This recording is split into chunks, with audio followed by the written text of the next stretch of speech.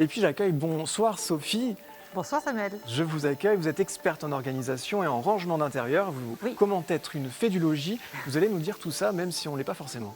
Non. En fait, j'avais envie de parler du fait que les fêtes de fin d'année approchent.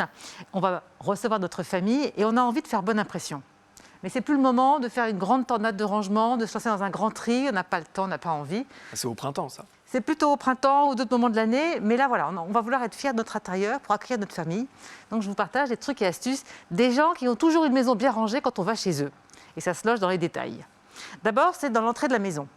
C'est la première impression qu'on a quand on rentre chez quelqu'un, la pièce d'entrée. Une chose importante, c'est de faire de la place dans la penderie ou sur le porte-manteau pour y installer les vêtements des invités. Parce que tout de suite, on se sent accueilli, il y a la place qui est prête pour accueillir le manteau. On range les chaussures, les bonnets, les écharpes, les gants, on met tout ça dans des paniers pour que l'entrée ne soit pas en désordre.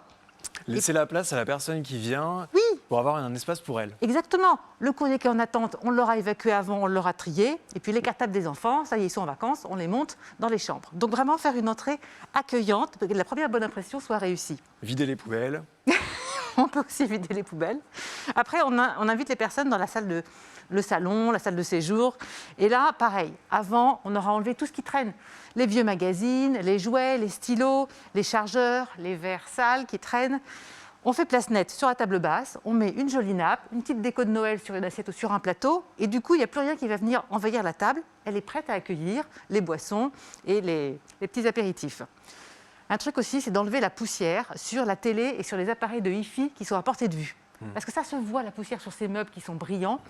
Donc je ne dis pas de faire un grand ménage de toute la pièce, mais juste sur la télé et sur les appareils de hi-fi, ça fait vraiment la différence. En gros, cacher le plus flagrant quoi. Exactement. On D'accord. regonfle les coussins, on retape le canapé, et puis on allume des lumières d'appoint dans la pièce, plutôt que l'halogène qui fait une lumière blanche qui montre tous les défauts. Ouais. Les petites lumières d'appoint, ça fait une lumière plus tamisée et ça évite les inspections dans les coins des invités qui se sentent bien et qui ont envie de discuter, de se raconter plein de choses plutôt que d'inspecter, voir si tout est Une propre. lumière tamisée qui va suggérer plutôt que montrer. Exactement, et mettre en valeur la pièce de manière agréable.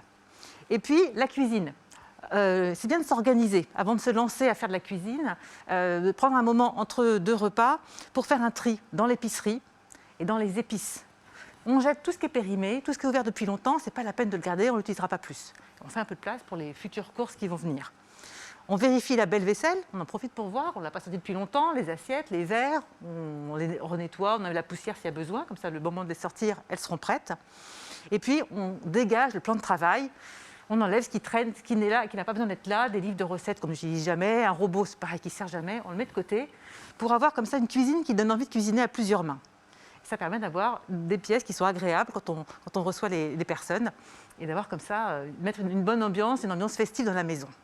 Merci beaucoup Sophie de tous ces conseils. Donc je rappelle vos titres, c'est ordolis.fr, vous êtes coach en rangement et en organisation.